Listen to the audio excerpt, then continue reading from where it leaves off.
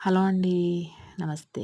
ఇంకొక చిన్న వ్లాగ్‌తో మీ ముందుకొచ్చాను. ఇదొచ్చేసి మా ఇంటి ఎనకాల ఉన్నటువంటి కొబ్బరి తోట. సో, చూసారు కదా!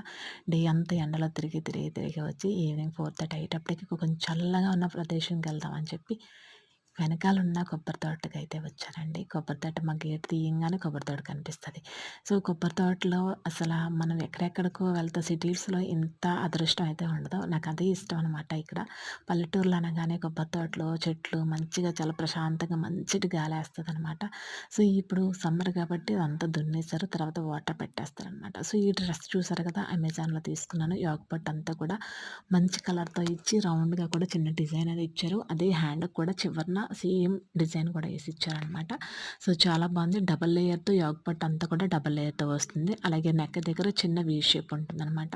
క్లాత్ అది చాలా బావుంది. రౌండ్‌గా కూడా కుచ్చులుంది. చాలా గల్లీగా ఉంది. చాలా స్పేస్ ఉంది.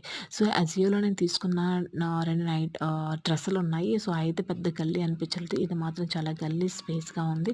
మనం త్వరగా బండి మీద కూర్చున్నా గానీ, ఏదైనా కొంచెం పరుగు పెట్టేటప్పుడైనా గానీ కొంచెం ఫ్రీగా ఉంటదనమాట. సో, అదే విధంగా ఫ్యాంట్ కూడా చాలా కంఫర్ట్‌గా ఉందనమాట. చాలా బాగా నచ్చింది. మెయిన్‌గా నాకొచ్చి కలర్ డ్రెస్ లేదని చెప్పేసి నేను ఆర్డర్ చేసుకున్నా. బట్ భయమేసింది ఎలా ఉంటదో ఏంటని చెప్పి. కానీ చాలా బావుంది. సో, చున్నీ అనేది డ్రెస్‌కి చాలా అందాన్నిస్తది. సో, ఎప్పుడైనా సరే మనం చున్నీ తీసినప్పుడు చాలా పొడవుగా లాంగ్‌గా ఉండే చున్నీ తీసుకోవడం అనేది నాకు చాలా ఇష్టం అనమాట. సో, ఇక్కడైతే ఈవిడని చూసారు కదండీ! పాపం నేను కాలేజీ నుంచి వచ్చేటప్పుడు బస్ స్టాప్‌కొచ్చి కూర్చున్నాను. అక్కడ ఈవిడ నాకు కనిపించింది.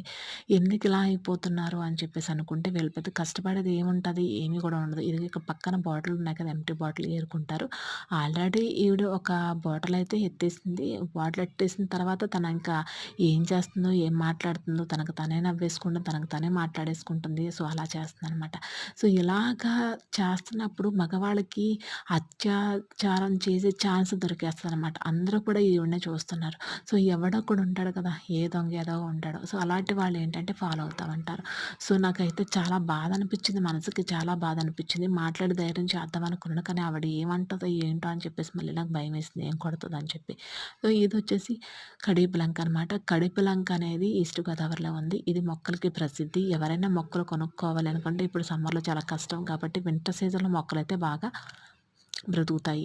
సో, కొనుక్కోవాలనుకున్న వాళ్ళు కడియపులంక వెళ్లి తెచ్చేసుకోండి మీకు దగ్గరలో ఉంటే కనుక. ఎందుకంటే మనకి వెళ్ళంట మొక్కలు తీసుకొస్తూ ఉంటారు. ఇళ్ళంట తీసుకొచ్చే మొక్కల్లో కొంచెం రేటు డబ్బులు ఎక్కువేసి తెస్తా ఉంటారు. ఏ ఫ్లవర్ ఏంటో కూడా తెలీదు. ఎందుకంటే మేము అలాంటి మొక్కలో కూడా మోసపోయామనమాట. సో, కొన్ని కాయలు జామకాయలు కానీ, సో, అదే విధంగా కొన్ని పంపరమాసకాయలు తీసుకుంటే అదొచ్చేసి దబ్బకాయ చెట్టు అయ్యిందనమాట. అలా జరుగుతూ ఉంటాయి. కాబట్టి దగ్గరికి వెళ్ళే కొనుక్కోవాలనమాట. సో, ప్లీజ్ లైక్ చేసి, సబ్స్క్రైబ్ చేసి ఫాలో చేయండి.